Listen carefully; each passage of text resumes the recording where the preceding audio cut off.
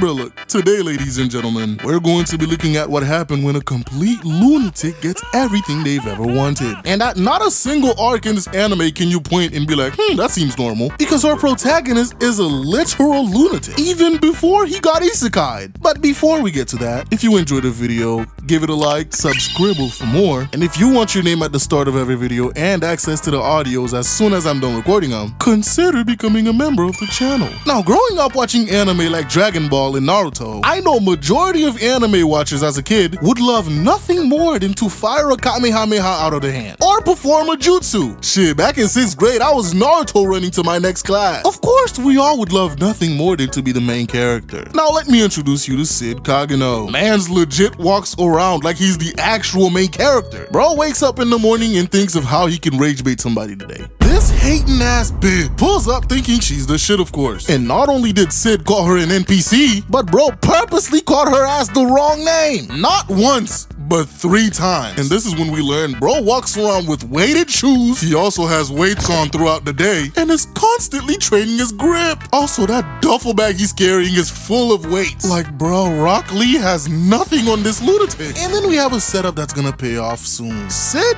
is amazing on the piano and loves playing the Moonlight Sonata. Anywho, while walking home from school, the NPC girl gets kidnapped, and none other than Sid is standing there watching. Now, ladies and gentlemen, this is one of his tendencies to just stand there and watch shit happens until the perfect time so he could swoop in and save the day. This nigga legit thinks he's Batman. Of course, he pulls up with her keeping the girl and drops down through the roof and immediately bodying the first dude and stomping on his face. Grown-ass man who had a gun, by the way. Now, the big burly army dude decided it's his turn and starts trying to shank this man. He cuts Sid and licks the blood. Like, bro, I never understood this in anime. Like, what if man's had a disease in his blood, bro? Like, well, now you're cooked. Anywho, army man over here starts putting the beats on Sid and comboed the daylights out of him until Sid decides to start using the crowbars as actual weapons and destroys this man's wrist. Well, no more meat beating for him. But that's when we also find out this lunatic has been going around beating up multiple motorcycle gangs. And man's even started getting a reputation, which means the military guy is cooked. When bro tries to go for the gun, he gets stopped and got his kneecaps busted, followed by Sid beating the fuck out of this man with the crowbar. Afterwards, bro cuts her loose and disappears into the night. Now, ladies and gentlemen, this is who we're dealing with. All of this before he even gets access to magic, by the way. And literally the next day, bro gets clapped, because it turns out bro wants to be stronger than a nuke, and being a regular ass human ain't gonna cut it. Now, we all know and love Truck-kun, because he does his job extremely well. If Truck-kun wants you boomed, you will get boomed. Except for that one time it tried to go for Pickle and it did not end well for Truck-kun. But ladies and gentlemen, in my headcanon, that guy was a fake, a fraud. Now, Sid in the middle of the night banging his head against a tree. Here's Truck-kun passing by, of course, and mans was like, no nigga, you not leaving me behind. This man actively summoned Truck-kun. That shit has never been done before. And what's even worse is this nigga got what he wanted. He got isekai into a world full of magic. And now he is all set to be the Eminence in Shadow, accompanied by an army of fine huns. Bro has the main squad, followed by 100 other lackeys, and every single one of them is female. But Sid doesn't want to be the main character no more. He wants to be that one shadowy organization that people whisper about. And to achieve said goal, bro decides to literally act as an NPC in his own story. During the day, he's NPC Sid Kageno. But at night, he becomes the lunatic known as the Eminence in Shadow, happily murking bandits in the middle of the night. You there, kind sir. Please empty your porke and give me all of the money.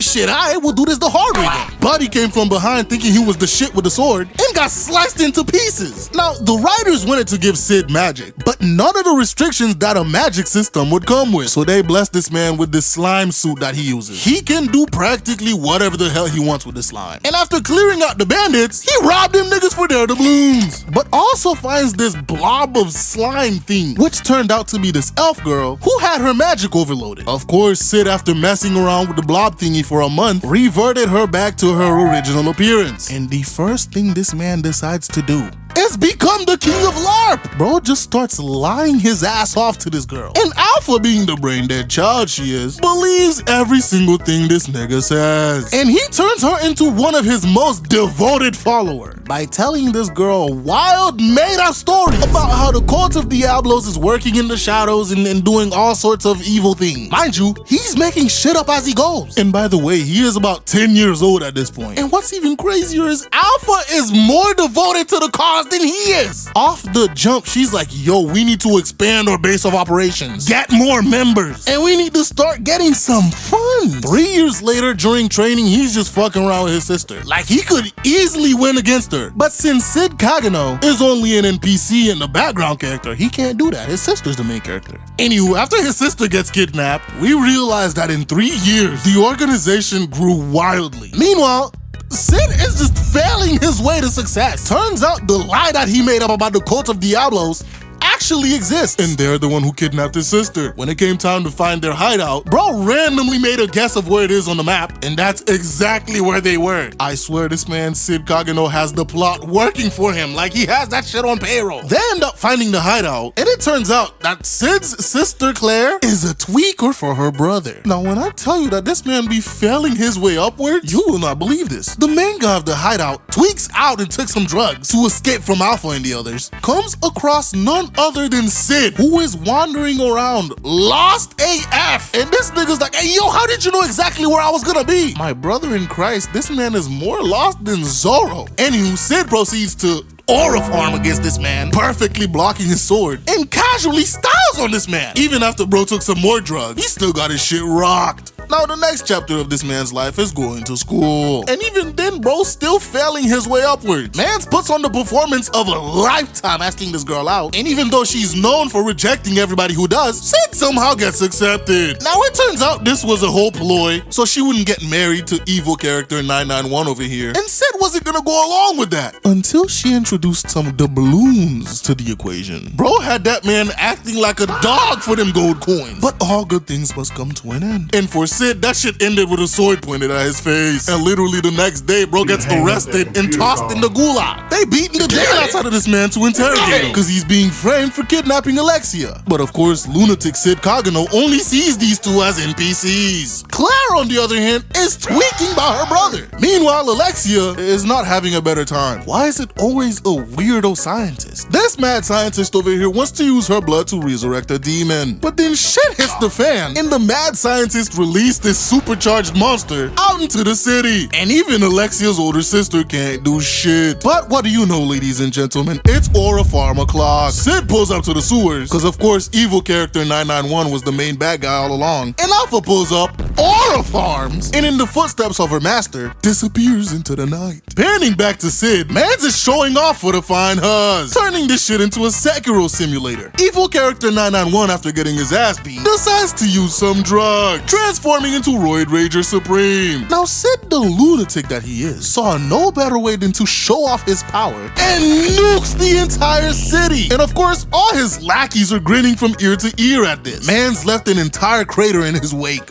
Now Sid has a tendency to ramble about his old life to his lackeys. Fortunately for him, he is surrounded by a bunch of geniuses. And Gamma over here, although clumsy as hell, managed to build $1 billion commercial empire just from his ramblings about chocolate. And then this money-hungry lunatic steals from himself. Anywho, later that night, bro finds Alexia getting jumped by 3 frauds, claiming to be Shadow Garden. So of course they had to pay with their lives. Now, as much as Sid would love to stay a background character, the treacherous-ass plot has other plans and decides to send Ascendants of a Bookworm over here his way. Why, salutations, fine shit.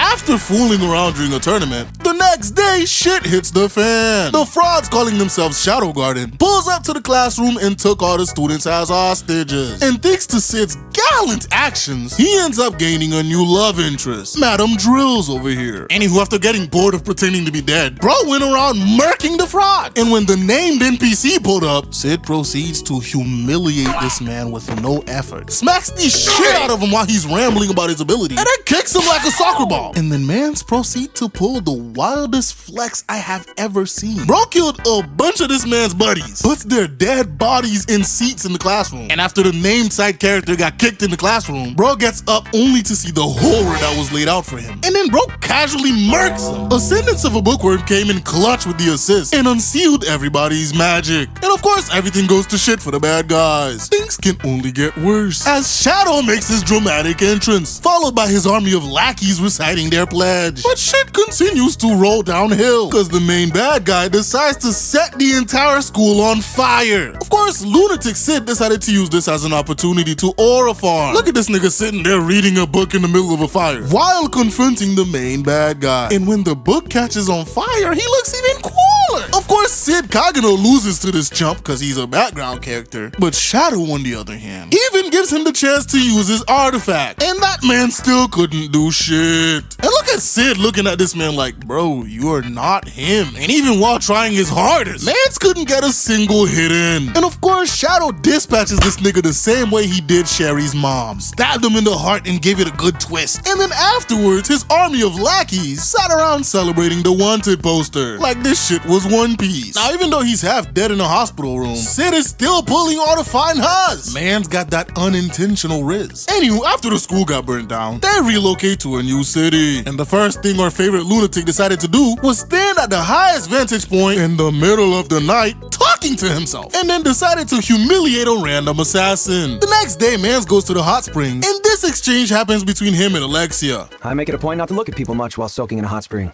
to keep us all more comfortable while bathing. In that spirit, might I ask you to stop glancing over at my Excalibur? You call that thing you have Excalibur? I think the word you're looking for is worm. You mustn't judge a book by its cover. You may come to find out that what you thought was a worm was a sword that was merely still contained in its sheath. What do you mean? When a holy sword is removed from its sheath, its sparkling blade is set free to plunder the Garden of Chaos.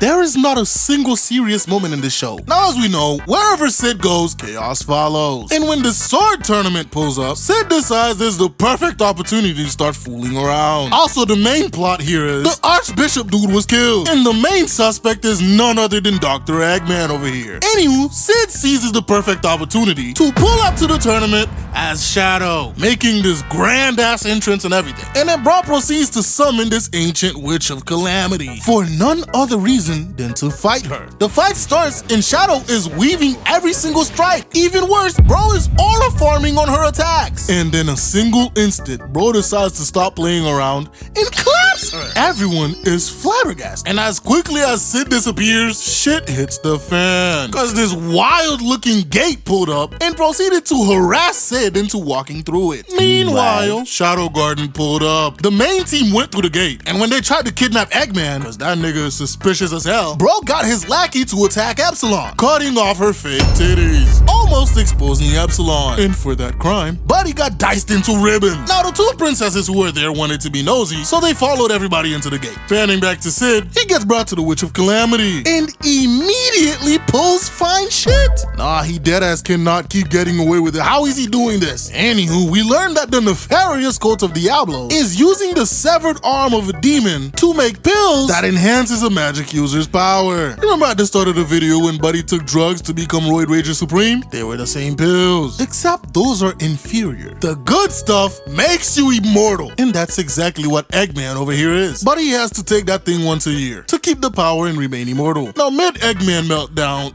Delta kills this man, but she forgot to double tap and Buddy was still alive. Eggman comes back and starts duplicating himself. Delta took that shit as a challenge and started going ham. Unfortunately for her, the closer they are to the core, the less control of her magic she has. We also learned that Epsilon and all the other named Shadow Garden members were experimented on by the cult of Diablo, and they all ended up getting saved by Sid, hence why they are so devoted to him. Meanwhile, Sid, on the other hand, is goofing around with the Witch of Calamity, trying to escape this place. As Sid and Aurora makes it to the center, Delta is demolishing Eggman. Of course, Eggman pulls out his full power and duplicates even more. Unfortunately for him, Sid's subordinates are just as crazy as he is, and Delta pulls off a giant slab of iron and squashed every single one of the clones. And this girl goes on a bloodbath with them clones, finally getting to Eggman's main body. And when Bro's back was against the wall, he decided to summon the legendary hero Olivier. But then everybody else said, all right, let's get the fuck out of here. Because they got what they came for. They had that brother flabbergasted, I tell you. And then he realizes that Sid and Aurora are at the center. So of course he goes to show off his bald head. And his first act is to sick Olivier on Sid. And wildly enough, Sid gets blitzed. Mans was getting tossed like some salad. Look at Aurora's face, bro. She has never seen some shit like this. Until you realize that this lunatic Sid is smiling. And as I've mentioned in several videos before, if you hit somebody with your hardest combo or attack and they smile afterwards, that is your sign to skedaddle out of that fight because you're fighting a lunatic. Anywho, Olivier goes back for round 2 and Sid gets got. Now, ladies and gentlemen, observe. Sid has been with this lady for like